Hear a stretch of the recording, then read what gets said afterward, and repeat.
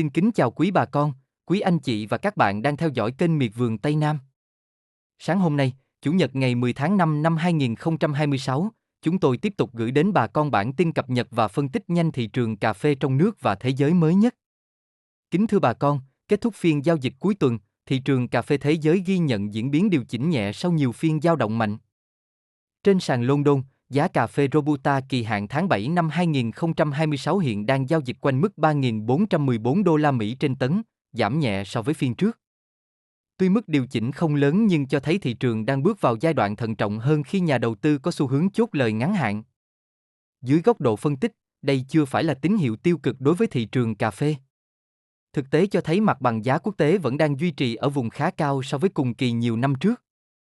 Nhu cầu tiêu thụ cà phê toàn cầu vẫn ổn định, trong khi nguồn cung từ một số quốc gia sản xuất lớn chưa thật sự dồi dào đã giúp thị trường giữ được nền giá tương đối vững. Quay trở lại thị trường trong nước, giá cà phê nhân xô sáng nay tiếp tục duy trì ổn định ở mức cao. Đáng chú ý, khu vực miền Đông Nam Bộ tiếp tục là nơi có giá thu mua cao nhất thị trường hiện nay. Theo nhận định của giới chuyên gia nông nghiệp, thị trường cà phê trong nước hiện đang vận động theo hướng tích cực và ổn định.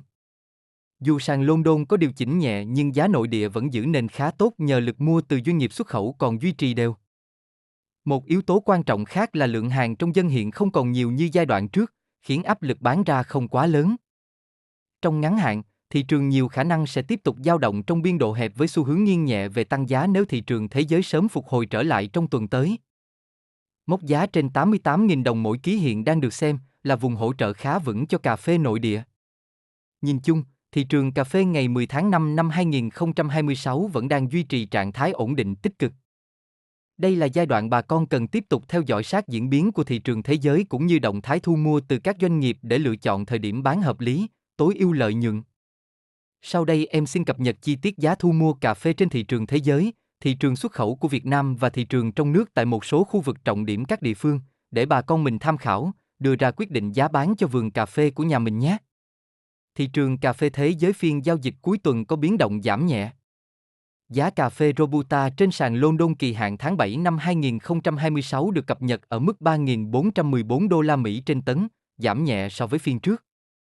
Diễn biến thị trường quốc tế cho thấy áp lực điều chỉnh vẫn còn nhưng mức giảm chưa quá mạnh. Thị trường cà phê nhân xô trong nước vẫn duy trì mặt bằng giá khá cao và ổn định tại nhiều khu vực trọng điểm.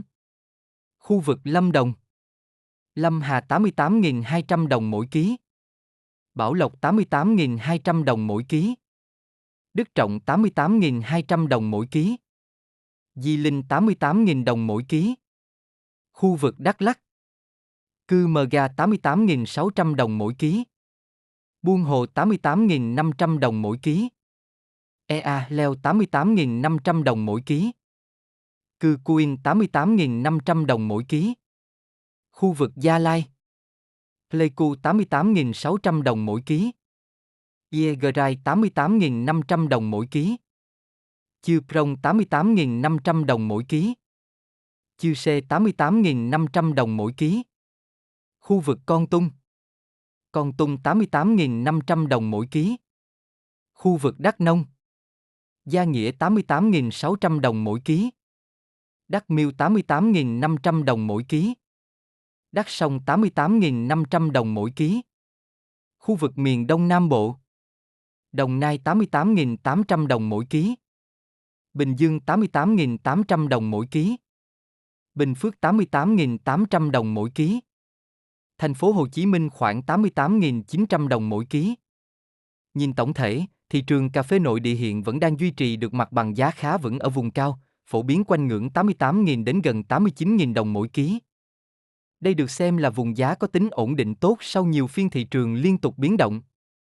Mặc dù sàn giao dịch thế giới xuất hiện nhịp điều chỉnh nhẹ vào cuối tuần, tuy nhiên thị trường trong nước chưa ghi nhận áp lực bán tháo hay giảm sâu. Điều này cho thấy lực cầu từ các doanh nghiệp thu mua và xuất khẩu vẫn đang đóng vai trò hỗ trợ quan trọng cho giá cà phê nội địa. Đáng chú ý, khu vực miền Đông Nam Bộ hiện tiếp tục dẫn đầu cả nước về mặt bằng giá thu mua. Đây là tín hiệu phản ánh nhu cầu gom hàng phục vụ xuất khẩu vẫn đang duy trì tích cực tại khu vực này. Theo đánh giá từ giới chuyên gia nông nghiệp, thị trường cà phê hiện đang bước vào giai đoạn tích lũy giá ở vùng cao. Trong bối cảnh nguồn cung trong dân có xu hướng giảm dần, khả năng giá giảm mạnh trong ngắn hạn là không cao. Nếu thị trường thế giới sớm phục hồi trở lại trong các phiên tới, giá cà phê nội địa hoàn toàn có cơ sở để tiếp tục nhích tăng theo hướng ổn định và bền vững hơn. Kênh Miệt vườn Tây Nam sẽ tiếp tục đồng hành cùng quý bà con để cập nhật nhanh nhất diễn biến giá nông sản mỗi ngày. Kính chúc quý bà con thật nhiều sức khỏe, mùa vụ thuận lợi và luôn bán được giá cao. Xin kính chào và hẹn gặp lại trong các bản tin tiếp theo.